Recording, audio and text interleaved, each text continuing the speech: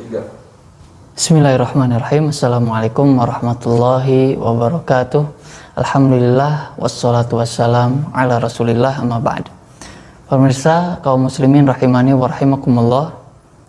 Persiapan yang selanjutnya yaitu poin kelima adalah memperhatikan qada Ramadan. Memperhatikan hutang puasa kita.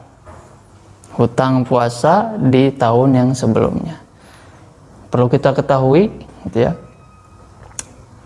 kesempatan untuk mengqada Ramadan adalah sebelum datang Ramadan yang baru. Maka dari situ ketika waktu sudah hampir habis, Ramadan semakin dekat, ya, tinggal beberapa hari saja misalkan gitu, maka kita harus perhatikan hutang puasa kita. Jangan sampai kita memasuki bulan Ramadan, Allah kasih kesempatan kita untuk kembali beribadah di bulan Ramadan, tapi kita ternyata masih memiliki hutang puasa. Itu sangat berbahaya dan tidak terpuji. Ya, jika alasannya memang karena kelalaian. Bahkan dalam mazhab Asy-Syafi'i rahimahullah taala, orang yang melalaikan qada Ramadan hingga dia bertemu Ramadan yang baru belum sempat, ya, karena lalai, belum melunasi hutangnya, hutang puasanya, maka dia dihukum dengan menambah pembayaran fidyah. Dia harus qada Ramadan dan juga dia harus menunaikan fidyah. Maka dari situ ini sangat penting. Harus kita perhatikan jauh-jauh hari sebelum datangnya bulan Ramadan dan termasuk persiapan ketika kita mendekati bulan Ramadan. Kemudian yang kedua dari persiapan adalah kita perhatikan interaksi kita dengan Al-Quranul Karim. Ramadan adalah bulan diturunkannya Al-Quran.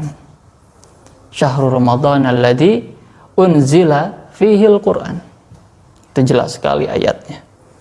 Maka dari situ harusnya kita paham gitu hubungan antara Ramadan dan juga Al-Quranul Karim. Membiasakan membaca Al-Quran itu bagi sebagian kaum muslimin tidaklah mudah.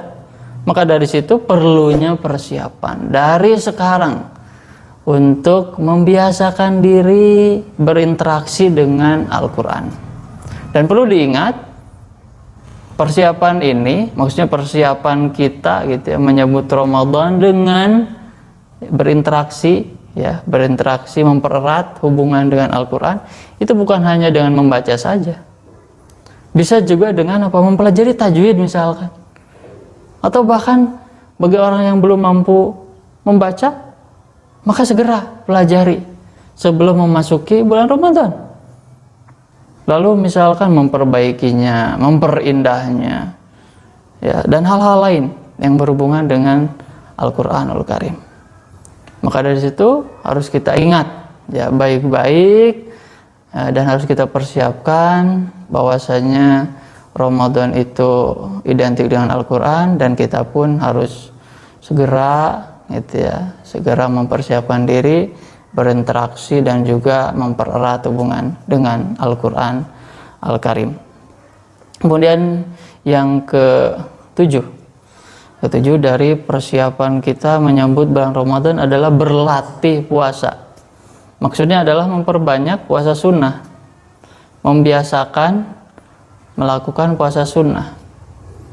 Dan ini dilakukan pastinya sebelum bulan Ramadan tiba. Contohnya misalkan kita yang tadinya tidak terbiasa melakukan puasa Senin Kamis, nah ketika sudah dekat dengan kehadiran bulan Ramadan, dibiasakan sebagai bentuk persiapan agar kita nanti sudah bisa sudah bisa merasakan dan sudah bisa memperkirakan, nah, dan juga sudah bisa mengkondisikan tubuh kita. Karena puasanya sudah dilakukan jauh-jauh hari. Dan itu sangat penting. Ketika sudah terbiasa berpuasa, memaksimalkan ibadah lain gitu ya bersamaan dengan kita berpuasa, itu akan sangat ringan. Bahkan Rasulullah SAW di bulan Sya'ban itu sangat banyak melakukan puasa. Alasannya banyak gitu ya. Dan salah satunya ya, pesan dari apa yang dilakukan Rasulullah SAW itu adalah mengajak umatnya untuk mempersiapkan diri menyambut bulan Ramadan dengan berlatih puasa. Puasa yang lain misalkan puasa Daud gitu ya, dan juga puasa-puasa sunnah yang lainnya. Puasa mutlak juga termasuk di dalamnya. Itu yang ketujuh. Kemudian yang kedelapan. Yang kedelapan adalah kita melipat gandakan sedekah. Atau bagi yang memang belum terbiasa bersedekah, maka biasakan untuk mengelurkan tangannya membantu sesama, memberikan sebagian harta yang Allah titipkan kepada kita. Kenapa harus membiasakan sedekah di bulan Ramadan? Karena di bulan Ramadan ada banyak kesempatan, ada banyak lipatan pahala, khususnya bagi orang-orang yang mau bersedekah. Contohnya misalkan orang yang memberi makan ya para shaimin, beri makan orang-orang yang berbuka, itu luar biasa sekali. Pahalanya seperti pahala orang yang berpuasa. Maka dari situ jangan sampai kita kehilangan kesempatan. Dan juga misalkan kita memperbanyak sedekah itu mencontoh Rasul Shallallahu Alaihi Wasallam. Rasul disampaikan dalam riwayat Ibnu Abbas adalah orang yang paling dermawan, ya paling mudah untuk membantu sesama. Apalagi kalau masuk bulan Ramadan, beliau akan tambah dermawan.